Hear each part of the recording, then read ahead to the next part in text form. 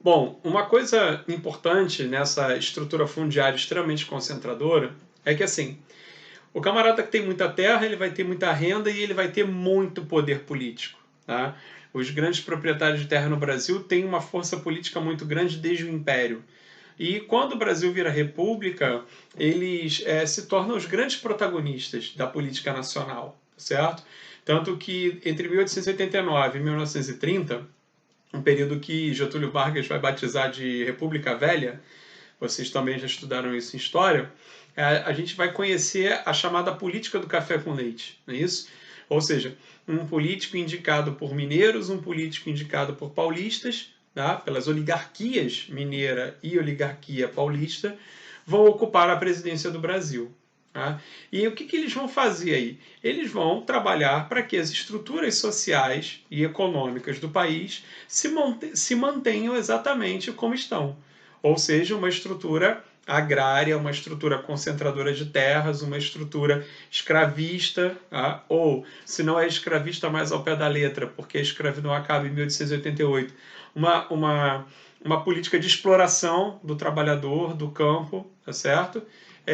Porque, percebam, da maneira como a sociedade brasileira é organizada, favorece os caras, pelo menos no primeiro momento, né?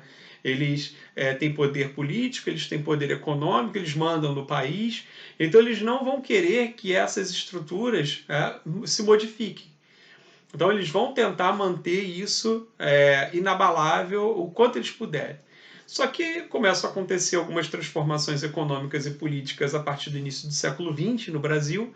A gente vai ter o início da industrialização brasileira, a gente já viu isso em outros vídeos aqui.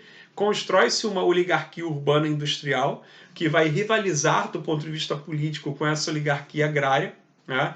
E esse processo, resumidamente aqui, conduz Getúlio Vargas ao poder em 1930 e Getúlio Vargas dá início ao processo de industrialização do Brasil. Tá certo? Ou seja, agora os agricultores eles têm companhia, né? Os grandes proprietários de terra eles têm uma elite urbana industrial que vão pelo menos dividir com eles aí o poder político e o poder econômico do Brasil, tá certo? É importante a gente dizer que Getúlio Vargas nunca se interessou por fazer reforma agrária no Brasil.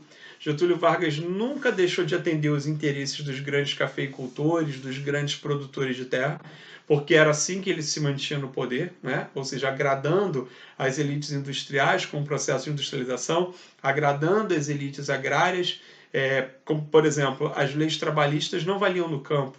Tá? Getúlio Vargas cria não, né? Ele implanta as leis trabalhistas aqui no Brasil, né, em decorrência do que já acontecia na Europa desde o século XIX, e as leis trabalhistas não valem no campo, valem apenas para as cidades. E é uma maneira de você conter também a ebulição das massas, né, dos trabalhadores.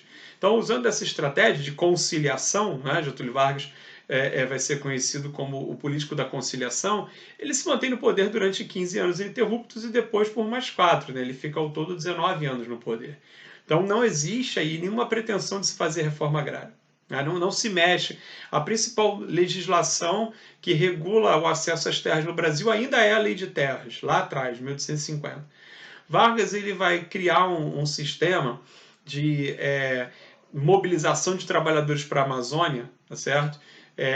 Para justamente não fazer a reforma agrária. Então, as tensões do campo eram relativamente amenizadas com um programa de despacho desses trabalhadores rurais que queriam terra para a Amazônia, tá certo? Só para vocês terem uma ideia.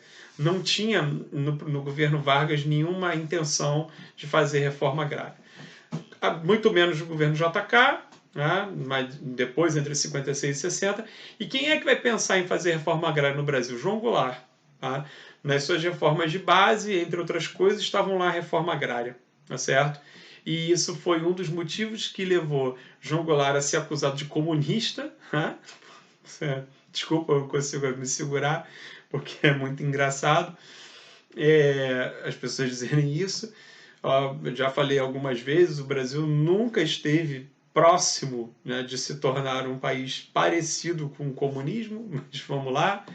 O que João Goulart, estava propondo era uma reforma agrária que, como eu já citei aqui, países capitalistas já tinham feito no passado, justamente para tentar corrigir aí problemas históricos que nós tínhamos de acesso à renda, enfim, a dignidade e cidadania para as pessoas.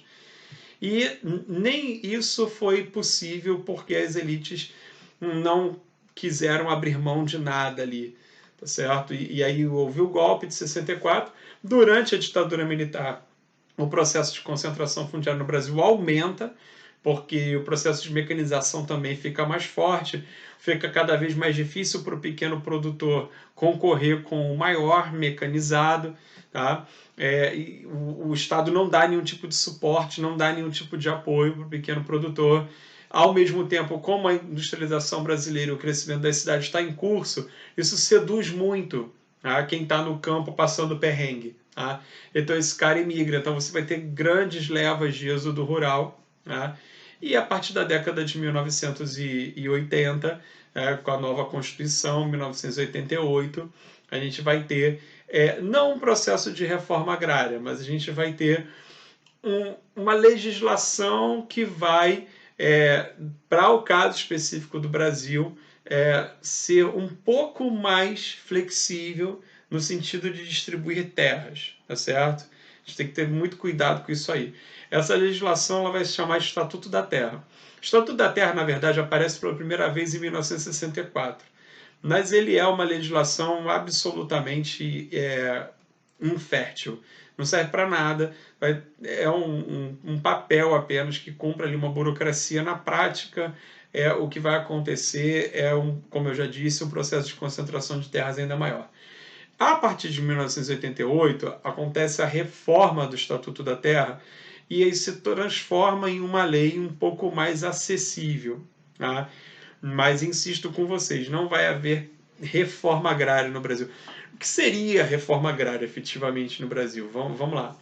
Seria uma mudança de política, uma mudança de postura mesmo do Estado brasileiro com relação à nossa agricultura como um todo.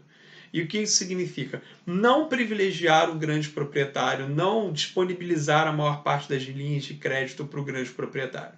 Na verdade, criar uma política de estímulo e incentivo ao pequeno, de fato.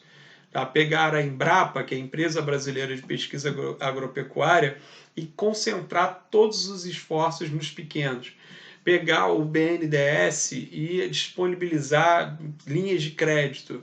Pegar o INCRA, que é o Instituto Nacional de Colonização e Reforma Agrária, e equipar o INCRA, aparelhar o INCRA e mudar mesmo essa ideia de que o Brasil tem que produzir para exportar. Essa ideia que se consolidou aqui no Brasil, que é a ideia do agronegócio, que a gente vai falar, né, daqui a...